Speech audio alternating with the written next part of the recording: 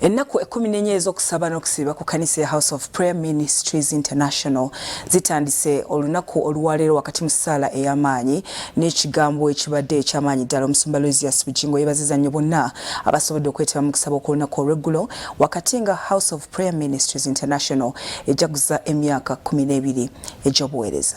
Siba ekyennaku 14 kitandise mu maanyi oluvannyuma lw'ekkanisa eya House of Prayer Ministries International okujaguza emyaka 12 olunaku olw'eggulo. Twalabye kye tutalabangako ku kkanisa yaffe. Namungi w'omuntu ngaze okusiima Mukama olwa House of Prayer. Yeebale Mukama Katonda waffe. Kitandikidde mu ssaala n'omusumba Luizias Bujingo saako ekigambo era abakkiriza nabo bakitandikidde mafuta. But I believe this is your day. Amen. And this is your week. Amen. And whoever wants to see how God blesses people against people's will, he's going to see you. Amen. In Jesus' name. Amen, Pastor. Omusumba Luizias Bujingo ayogedde kasana akabadde akanja olunaku olw'eggulo kyokka ne watabaawo n'omwaseguka n'ategeeza nti Katonda agenda kubakolera. Akasana nga kangi naye ng'ogamba eri aseguka. Bayibuli yayogera mu kitabo ky'Engero essula ya 8 olunyiriri olw'17 nti njagala abo abanjagala n'abo abanyiikira okunnoonya balindaba. Katonda agenda kubasasula mu ssera. Akasana tikabookereza bwereere so nga ate nammwe abatandikiddewo ekisiibo Mukama alaba bwe munyiikira okumunoonya. Omusumba yeetondedde abakkiriza abatasobodde kulya ku keeki olwa namungi w'omuntu eyabadde ku Canaan Land ate nga yasuubiza nti buli omu aliyo agenda kugiryako. Ekituufu kiri nti ntuusa okwetonda gye muli ng'omusumba wammwe nti abantu betwateekerateekera keeke nga tulowoozezza nnyo namba yayiseemu nnyo. Nzikiririza ddala nti waliwo abataakombye ku keeke gye bali bangi abatagiriddeko so nga ate abaagiridde nabo baagiriisiza buvunaanyizibwa.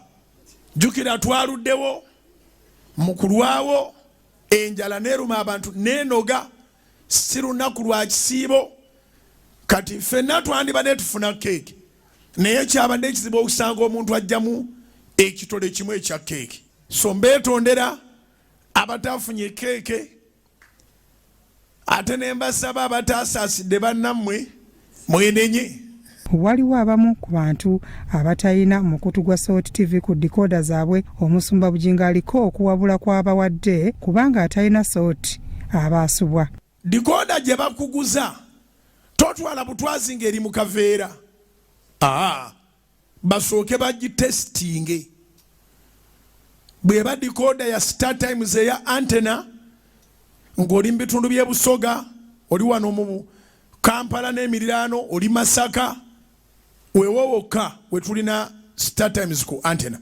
Bakutegere channel 288 atunda amala kugitega era ogitwala eka ng'eri mu channel 288 ate Star Times eya antena eri user friendly. Aba Star Times strategically bafaayo ku nsawo z'abantu. Kisoboka okuba ng'omwezi togusobola n'ogamba naye kanteekeko ndabe emisingi gy'oku Monday, Tuesday ne Wednesday nja kuddamu nteekeko ndabe night prayer ate nteekeko ndabe Sunday service. Star Times eyina enkola eyo. Awadde abakkiriza amagezi obutakkiriza muntu yenna kubategeerera ku ssente zaabwe wabula balina okwesalirawo.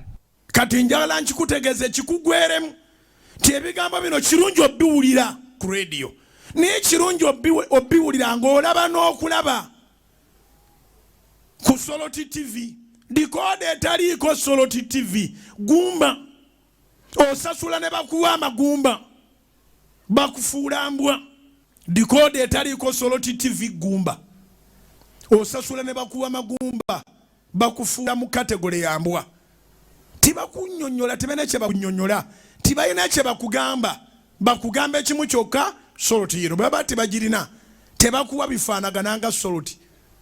Don't allow anybody to fool you when you have your money. Byatumwebaze Godfrey Crossroad TV Omunnyo.